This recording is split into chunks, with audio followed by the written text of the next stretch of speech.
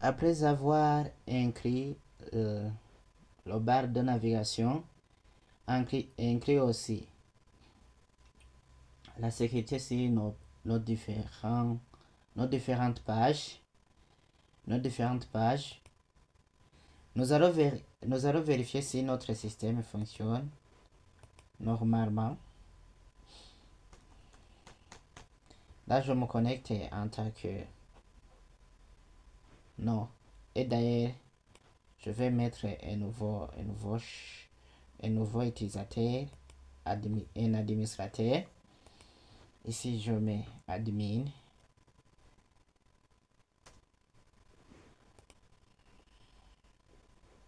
Je mets l'utilisateur qui s'appelle Jean Bosco.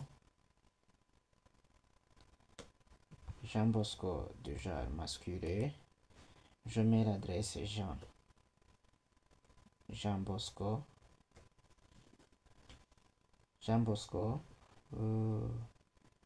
Point com. Je choisis la photo. Je vais dans mon bureau. Je cherche la photo. Vous pouvez prendre des photos sur votre disque local que vous voulez. Je prends quelle photo? Je prends celui-ci par exemple. Et d'ailleurs, pourquoi ne pas mettre celui-là? Je choisis le mot de passe pour ne pas l'oublier. Je mets 1, 2, 3, 4, 5, 6. Je copie le mot de passe. Et souvenez-vous, si dans le chat de mot de passe, si vous ne mettez pas des majuscules, des minuscules et des nombres, le chat va vous générer une erreur. C'est pourquoi ici j'utilise G avec les majuscules, des minuscules et des nombres. Je clique ici enregistrer. Et ici, voyons, on m'affiche veuillez inclure arrobase. Oui. Je vois que je me suis trompé. gmail.com. Et si je clique ici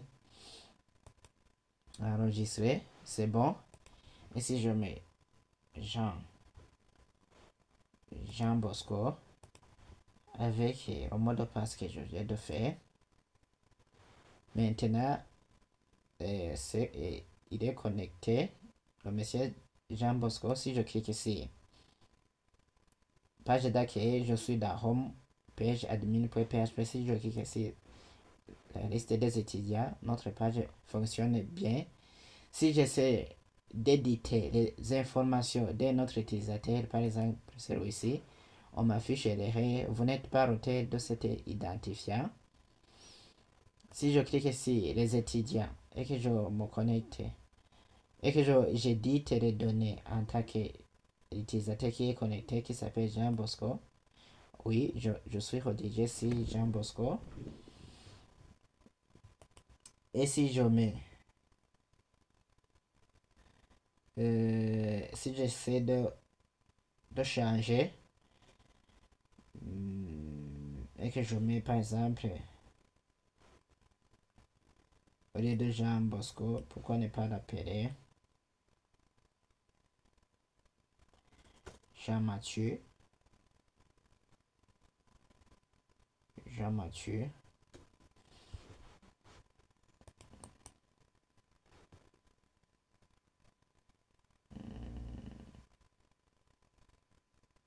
Je crois que c'est comme ça. Puis c'est en anglais. Je laisse tomber et je mets autre genre. Par exemple, au lieu de faire Jean Bosco, je vais mettre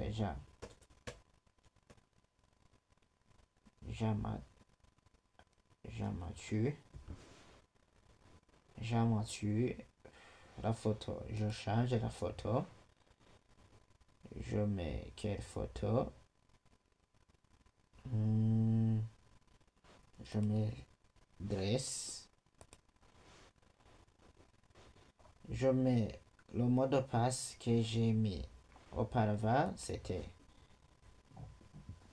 oui, l'ancien mot de passe.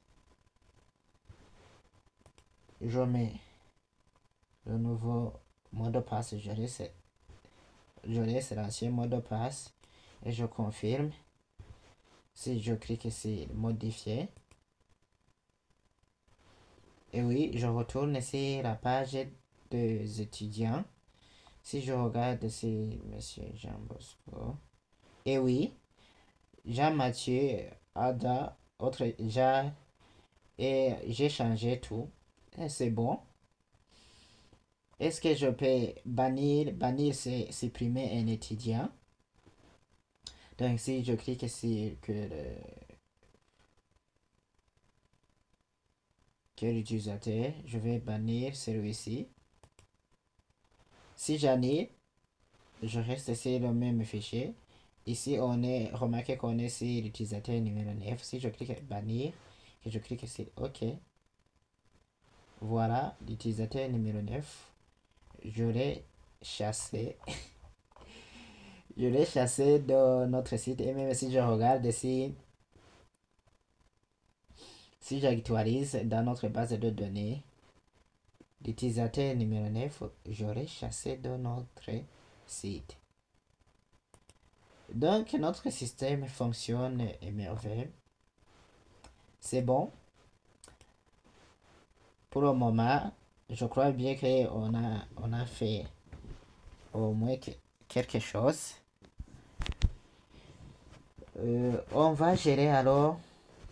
Qu'est-ce qu'on va gérer? On va gérer le fait que un admin ou bien un utilisateur qui est connecté peut faire la recherche. Et aussi, je crois bien que il nous faut quelque chose qui nous affiche ici, par exemple, quelque chose qui nous affiche ici, ou bien par ici, qui nous affiche le nom de l'utilisateur qui est connecté sur le site.